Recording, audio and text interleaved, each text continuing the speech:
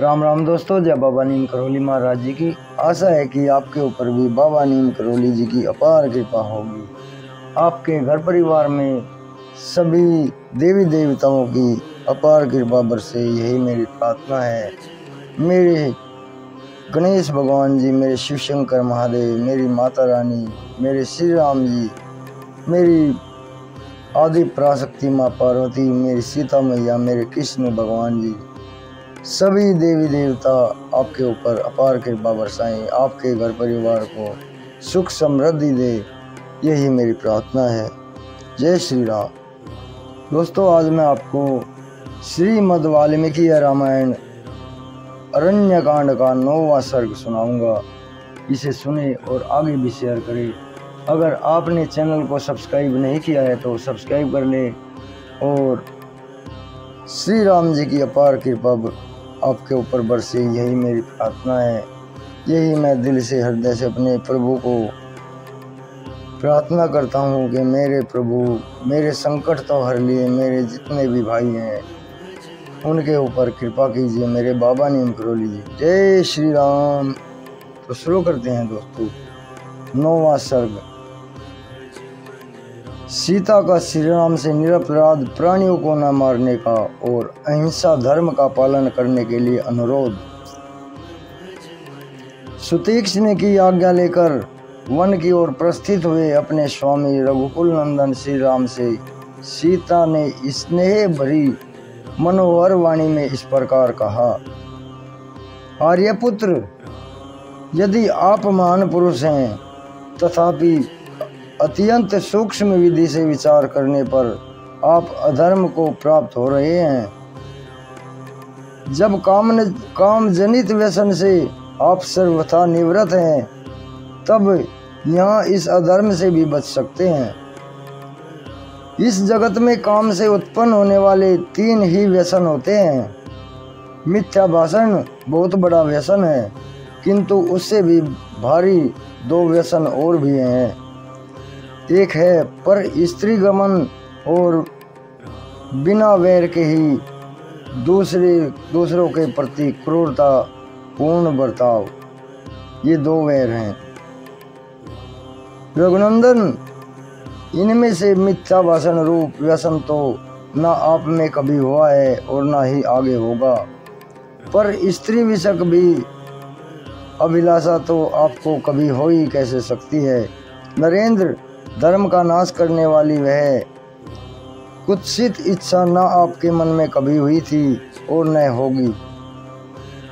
राजकुमार श्री राम, यह दोष तो आपको मन में कभी उदित नहीं हो सकता, फिर वाणी और क्रिया में कैसे आ सकता है। आप सदा ही अपनी धर्म पत्नी में अनुरक्त रहने वाले हैं, धर्मनिष्ठ है, सत्य प्रतिज्ञ है और पिताजी की आज्ञा का पालन करने वाले हैं। आप में धर्म और सत्य दोनों ही स्थित हैं, आप में ही सब कुछ प्रतिष्ठित है। माँ बाबू, जो लोग जितेंद्रिय हैं वे सदा सत्य और धर्म को पूर्ण रूप से धारण कर सकते हैं।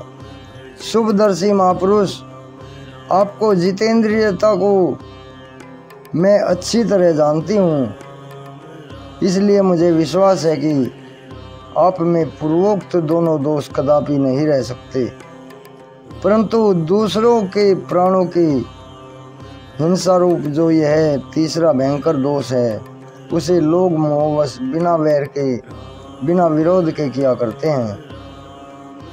वही दोष आपके सामने भी उपस्थित है। वीर, आपने दंडकारण्य निवासी ऋषियों की रक्षा के लिए युद्ध में राक्षसों का वध करने की प्रतिज्ञा की है। इसी के लिए आप अपने भाई के साथ धनुष बाण लेकर दंडकारण्य के नाम से विख्यात वन की ओर प्रस्थित हुए हैं। अतः आप इस घोर कर्म को करने के लिए प्रतिष्ठित हुआ देख मेरा वचन, मेरा चित्त चिंता से व्याकुल हो उठा है। आपके प्रतिज्ञा पालन स्वरूप व्रत का विचार करके मैं सदा यही सोचती रहती हूँ कि ये कैसा आपका कल्याण होगा। वीर, मुझे इस समय आपका दंडकारण्य में जाना अच्छा नहीं लगता। इसका कारण यह है, वह बता रही हूँ मैं, आप मेरे मुंह से सुनिए। आप हाथ में धनुष बाण लेकर अपने भाई के साथ वन में आए हैं। संभव है समस्त वनचारी राक्षसों को देखकर कदाचित आप उनके प्रति अपने बाणों का प्रयोग कर बैठें। जैसे आग के समीप रखे हुए ईंधन उसके तेज रूप बल को अत्यंत उद्दीप्त कर देते हैं, उसी प्रकार जहाँ क्षत्रियों के पास धनुष हो तो वह उनके बल और प्रताप को उद्वेलित कर देते हैं। महाबाबू, पूर्व काल की बात है, किसी पवित्र वन में जहाँ मृग और पक्षी बड़े आनंद से रहते थे, एक सत्यवादी एवं पवित्र तपस्वी निवास करते थे। उन्हीं की तपस्या में विघ्न डालने के लिए सचिपति इंद्र किसी योद्धा का रूप धारण करके हाथ में तलवार लिए एक दिन उनके आश्रम पर आए। उन्होंने मुनि के आश्रम में अपना उत्तम खड्ग रख दिया। पवित्र तपस्या में लगे हुए मुनि को धरोहर के रूप में वह खड्ग दे दिया। उस शस्त्र को पाकर मुनि उस धरोहर की रक्षा में लग गए। वे अपनी तपस्या भूल गए। जहाँ भी जाते अपने साथ उस खड्ग को लेकर जाते।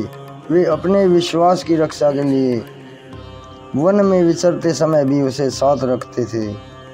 धरोहर की रक्षा में तत्पर रहने वाले वे मुनि फल मूल लाने के लिए भी जहाँ कहीं जाते थे, उस खड्ग को अपने साथ बिना लिए नहीं जाते थे।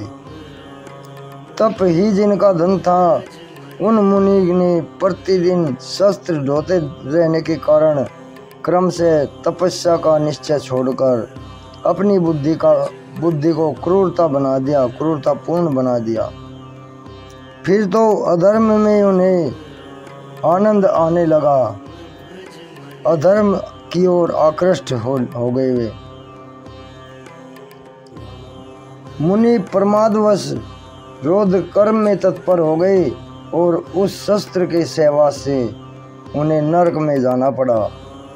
इस प्रकार शस्त्र का संयोग होने के कारण पूर्व काल में तपस्वी मुनि को ऐसी दुर्दशा भोगनी पड़ी थी। जैसे आग का संयोग ईंधन को जलाने के कारण होता है, उसी प्रकार शस्त्रों का संयोग भी शस्त्रधारी के हृदय में विकार का उत्पादक कहा जाता है। मेरे मन में आपके प्रति जो स्नेह और विशेष आदर है, उसके कारण मैं आपको उस प्राचीन घटना की याद दिलाती हूँ तथा यह शिक्षा भी देती हूँ कि आपको धनुष लेकर किसी तरह बिना वैर के ही दंडकारण्य निवासी राक्षसों का वध का विचार नहीं करना चाहिए। वीरवर, आप बिना अपराध के ही किसी को मारना संसार के लोगों को अच्छा नहीं लगेगा। अपने मन और इंद्रियों को वश में रखने वाले अक्षत्रिय वीरों के लिए वन में धनुष धारण करने का इतना ही प्रयोजन होता है कि वे संकट में पड़े हुए प्राणियों की रक्षा करें। कहाँ शस्त्र धारण और कहाँ वनवास, कहाँ अक्षत्रिय का हिंसा में कठोर कर्म और कहाँ सब प्राणियों पर दया करना। ये परस्पर विरुद्ध जान पड़ते हैं। अतः हम लोगों को देश धर्म का ही आदर करना चाहिए। इस समय हम तपोवन रूप देश में निवास करते हैं, अतः यहाँ अहिंसा में धर्म का पालन करना ही हमारा कर्तव्य है। केवल शस्त्र का सेवन करने से मनुष्य की बुद्धि कृपण पुरुषों के समान कलुषित हो जाती है। अतः आप अयोध्या में चलने पर ही पुनः छात्र धर्म का अनुष्ठान कीजिएगा। राज्य त्याग कर वन में आ जाने पर यदि आप मुनिवृत्ति से ही रहें तो इससे मेरी सास और ससुर को अक्षय प्रसन्नता होगी। धर्म से अर्थ प्राप्त होता है, धर्म से सुख का उदय होता है और धर्म से ही मनुष्य सब कुछ पा लेता है। इस संसार में धर्म ही सार है। चतुर मनुष्य भिन्न भिन्न वानप्रस्थोचित नियमों के द्वारा अपने शरीर को क्षीण करके यत्न पूर्वक धर्म का संपादन करते हैं, क्योंकि सुखदायक साधन में सुख हेतु भूत धर्म की प्राप्ति नहीं होती। सौम्य प्रतिदिन शुचि शुद्ध चित्त होकर तपोवन में धर्म का अनुष्ठान कीजिए। त्रिलोकी में जो कुछ भी है आपकी, तो वह सब कुछ यथार्थ रूप में विदित है।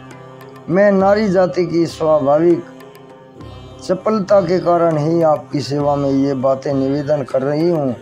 वास्तव में आपको धर्म का उपदेश करने में मैं कौन होती हूँ और कौन आपको उपदेश करने में समर्थ है। आप इस विषय में अपने छोटे भाई के साथ बुद्धिपूर्वक विचार कर लें, फिर आपको जो ठीक लगे उसे ही आप शीघ्रतापूर्ण करें।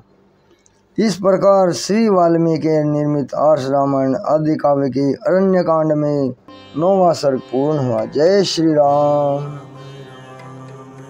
जय बाबा नीम करौली महाराज की, जय माता की, जय बाबा श्री हनुमान जी की, जय श्री कृष्ण, जय श्री शंकर महादेव। ओम श्री गणेशाय नमः।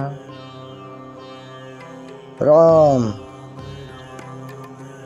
तो दोस्तों, आज ये श्रीमद् वाल्मीकि रामायण अरण्य कांड का 9वां सर्ग पूर्ण हुआ।